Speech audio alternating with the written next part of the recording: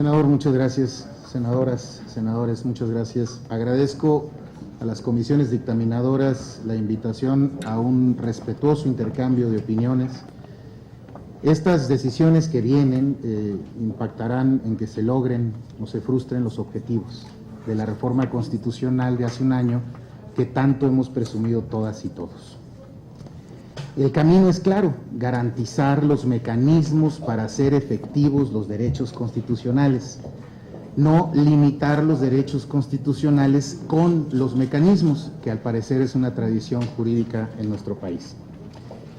Reconocemos a este Senado su disposición de abrir sus puertas a 3 redes de la sociedad civil: la Red por la Rendición de Cuentas, México Infórmate, del cual soy integrante, y el Colectivo por la Transparencia en México, el cual me honro a coordinar, para co-crear la iniciativa de Ley General de Transparencia que el día de hoy estamos comentando. El objetivo era más que complejo y no fue fácil: diseñar una legislación secundaria que terminara de una vez por todas con las clásicas interpretaciones dolosas y regresivas que históricamente se han realizado para cerrar en lugar de para abrir la información. Quiero entender que un proceso como este, sin precedentes, con ausencia de reglas claras respecto a nuestra participación, dejando poco claro qué elementos mínimos se tendrían que cumplir para poder hablar de una práctica de parlamento abierto, pues iba a dejar forzosamente 250 horas de trabajo, muchas veces en una frustración por los resultados que, como bien comentó ayer la senadora Laura Rojas, le agradecemos esas explicaciones, pues llevaron a que existiera incluso una incertidumbre en el clima general. Y me permito retomar, sobre todo por las pretensiones del Ejecutivo Federal, y me permito retomar las palabras del doctor Juan Pardinas, colega, director del INCO que vamos a tener aquí, que muchas veces con estas pretensiones Presidencia quiso matar moscas a bazucazos. Sus preocupaciones muchas veces eran entendibles, validables, atendibles, y para resolverlas, pues prácticamente en muchas de las propuestas venían a destruir lo que ya se había construido. Pero bueno, vamos a entrar en materia y me permito enfocarme en algunos temas que considero son fundamentales. Sobre la publicidad oficiosa de la declaración patrimonial, me permito defender la iniciativa original. Se refiere a la versión pública de la declaración patrimonial, no hacia la declaración como tal, por lo que no se estaría violentando el derecho a la protección de los datos personales. Versión pública, desde un inicio lo hemos señalado, debe ser el mínimo aceptable, sobre todo por el contexto nacional de nuestro país. Que la opinión pública pueda cotejar con cuánto entró y con qué, y con cuánto salió y con qué cualquier persona que ingrese a un puesto público. Permitirá esto poco a poco ir reconstruyendo una base de confianza que está erosionada actualmente. Por lo menos se reconstruirá con quienes su actuación sea presentable, ¿no? Insisto, el contexto nacional nos está dando la respuesta en este tema. El problema en este particular no es jurídico. Quienes señalen que hay una sentencia que dice que la declaración patrimonial no debe ser pública, ciertamente están hablando de la declaración patrimonial y es una interpretación. Estamos hablando aquí de versiones públicas. Es diferente. Presunción 2, presunción de existencia de información y obligación a generarla. En este particular me parece relevante traer el ejemplo de la reunión que sostuvimos las organizaciones de la sociedad civil en Los Pinos la semana pasada. El tema de la reunión, ustedes ya se lo imaginan, ya en esta mesa ayer incluso despertó suspicacias, es obvio, pero si alguien quisiera hacer una solicitud de información para conocer quiénes estuvimos presentes en esa reunión, qué día fue, a qué hora se empezó, a qué hora se acabó y si hubo algunos acuerdos al respecto, la respuesta de Presidencia de la República sería una declaratoria de inexistencia, puesto que no hay ningún documento que incluso con sus propuestas, pues que determine que efectivamente fue realizada esa reunión. Y obviamente incluso lo podemos extrapolar a las reuniones que ustedes como soberanía han tenido en reuniones de trabajo con el mismo consejero ejecutivo, con el consejero jurídico de la Presidencia. Al sostener estas reuniones, que tienen todo el derecho, necesariamente se tiene que documentar la reunión. Estas mismas reuniones, hemos señalado, son ejemplos de transparencia y se ha ido reconstruyendo Estas sesiones, estas audiencias públicas han ayudado a reconstruir la base de confianza sobre que no tiene ningún problema en que quienes tengan propuestas y preocupaciones sobre una ley general vengan y las viertan aquí de manera franca y transparente. El problema de manejar este tipo de propuestas de manera poco claras, poco transparentes, genera desconfianza y genera todo lo que pasamos en las últimas semanas. Bueno, sí hubo reunión, obviamente ya lo sabemos, fue invertido tiempo valioso y costoso de nuestros funcionarios de alto nivel de gobierno federal y estarán de acuerdo que esa reunión fue de total interés público. En el estado actual de las cosas, y como algunos quieren mantenerlas, insisto, dicha reunión sería un horripilante fantasma para la transparencia. La iniciativa original sí permitiría documentar dicha reunión y no estamos hablando, como se propone, de exclusivamente actos de autoridad, puesto que esas reuniones no han sido actos de autoridad, o actos efectivamente ejercidos que afecten la esfera jurídica de las personas, puesto que tampoco. Ya ayer se dijo que con este ejercicio pues de transparencia nos da certidumbre y certeza y que qué bueno, insisto, que estas propuestas tengan nombre, rostro y demás. En el caso, por su parte, de facultades que no se ejercen, es normal que no se ejerzan, pero en la respuesta a las solicitudes de información se deberá señalar claramente que no se han ejercido dichas facultades, competencias o funciones y fundamentar la naturaleza de su aplicación o su no aplicación, si es discrecional o no, si se estaba obligado o no a llevarlas a cabo. Esto en el caso de la propuesta, por ejemplo, del indulto presidencial. Si no se ejerce esa facultad, pues necesariamente se tendría que documentar que no se ejerció, no declararse inexistente. Hay una increíble distancia entre avanzar para que cada vez haya menos fantasmas para la transparencia, o como se ha propuesto, generar más y más, dejando un amplio número de actividades fuera del escrutinio público. Y no estamos hablando de imposibles, no estamos hablando de absurda de burocracia para transcribir versiones estenográficas y levantar minutas. Estamos hablando de dejar constancia documental de la actuación de nuestros servidores públicos en el desempeño de sus atribuciones. 3. Solicitudes de intervenciones de telecomunicación y geolocalización. En este particular me parece importante, y es un comentario muy concreto, me parece importante señalar que la iniciativa original es clara en su propósito y nunca propone se haga público ni el número de averiguación previa, ni los argumentos y estrategias contenidas en dichos procesos.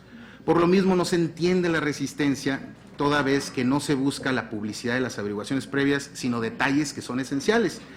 Acotar esta obligación de transparencia a fines estadísticos desdibujaría el objetivo de transparentar el que todas y cada una de esas intervenciones realizadas se hayan realizado conforme a derecho y se rinda cuentas a la sociedad en su conjunto. No es un tema menor, no es un tema para nada popular, lo menos que se le debe a la sociedad es poder verificar que se haga conforme a derecho y que se le rinda cuentas. Es correcto. 4. Condonaciones, exenciones y cancelaciones fiscales, pues ya han señalado que se entiende que la resistencia es respecto a las exenciones y pues hacia ellas sería bueno elaborar un poco. Especialmente me llaman la atención o me gustaría traer la atención aquellas que requieren una resolución específica para un contribuyente, sea persona moral o física. Verbo y gracia, disposiciones generales que establecen exenciones sujetas a una solicitud del contribuyente y una resolución específica de alguna autoridad fiscal. Es decir, en lugar de dar pasos de atrás en lo que ya en la actualidad tenemos y que ya se encuentra público, podemos resolver este problema proponiendo una redacción que señale que además de las condonaciones y cancelaciones fiscales, las exenciones u otras facilidades tributarias en las que exista una solicitud y una autorización deban hacerse públicas. Creo que la preocupación está centrada en esa parte. 5. Facultad de abrir información en casos de posibles violaciones graves a los derechos humanos o delitos de lesa humanidad. Me lo voy a brincar porque ya se ha elaborado bastante al respecto. Nada más insistir, no estamos pretendiendo que sea el IFAI quien califique la existencia de violaciones graves a los derechos humanos. Estamos señalando que debe de tener la posibilidad, a prima facie, de poder abrir información obviamente por violaciones en algo que tiene amplio interés público.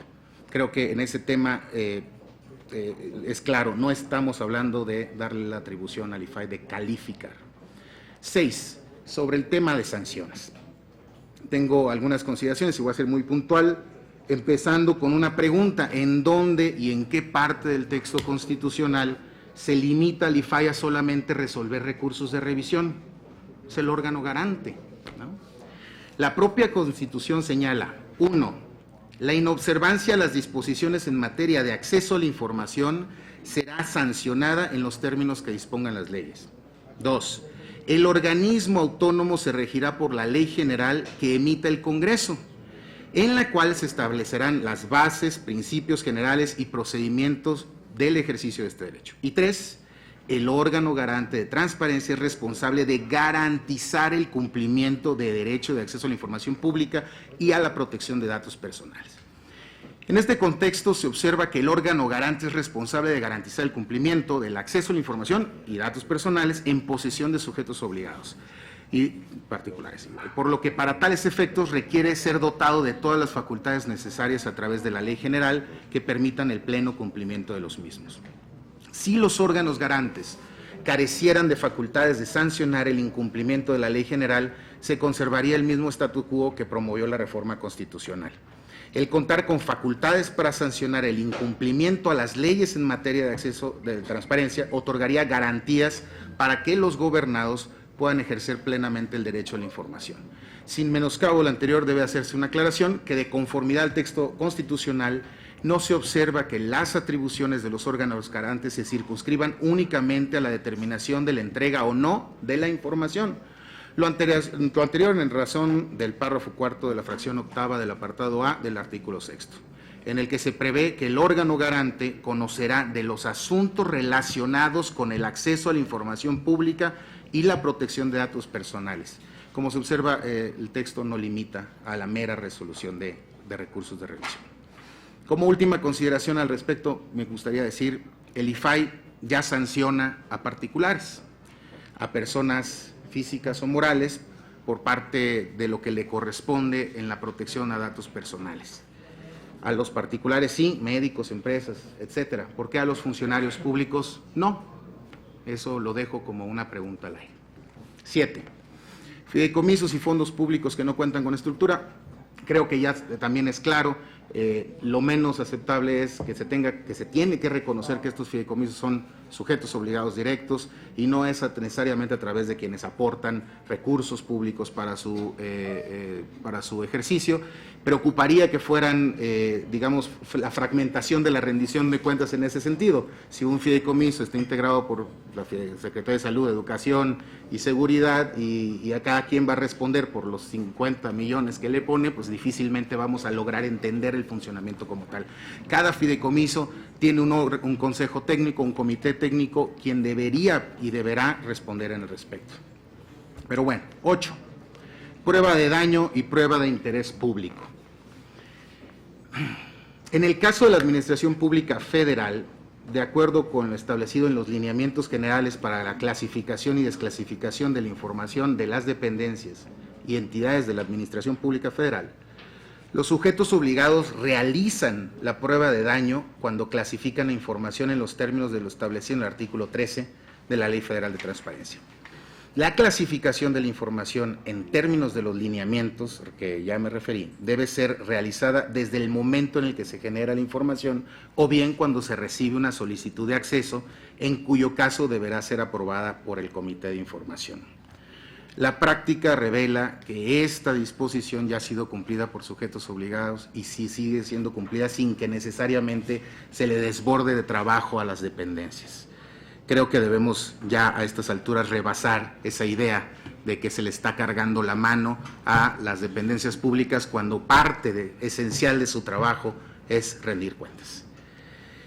Bueno, ojalá podamos dejar claro este trayecto. Hay opiniones muy encontradas.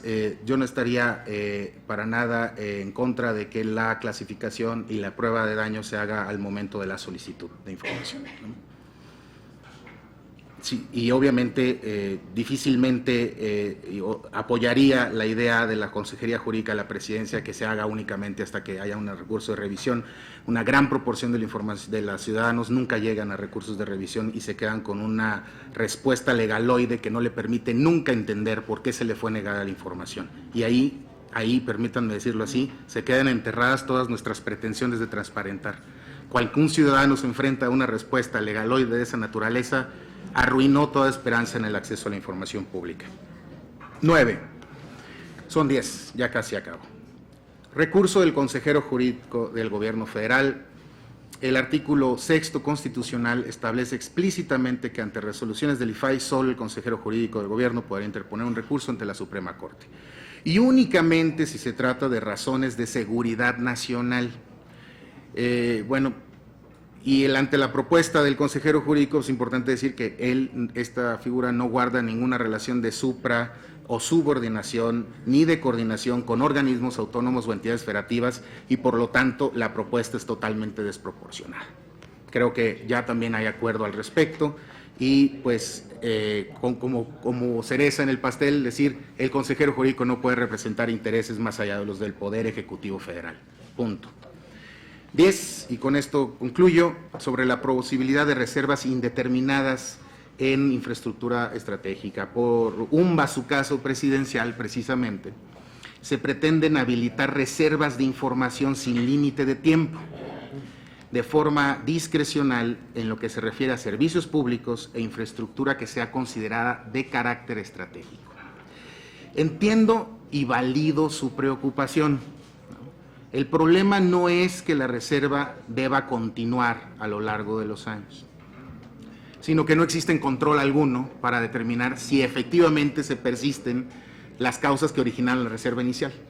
No existe absolutamente en la propuesta que se hace ningún control y creo que se puede aliviar este tema señalando la obligación de que sea el mismo órgano garante, a petición del sujeto obligado, quien determine de forma pública que se está extendiendo el periodo de reserva por un tiempo determinado adicional porque no se han extinguido las causas que motivaron la reserva de la información. Un ejemplo muy claro, pues pedir los planos de Almoloya de Juárez sería obviamente un absurdo y sería totalmente contrario, obviamente sería la información reservada, sería totalmente contrario pensar que en 10 años o en 15 o en el tiempo que se termine definiendo, pues ya vamos a poderlo conocer. Y que o en 30 años, si ya es un museo en 30 años, pues adelante, ¿no? Mientras tanto, es obvio que el IFAI y los órganos garantes tienen que seguir revisando si las causales se están actualizando o si ya se extinguieron.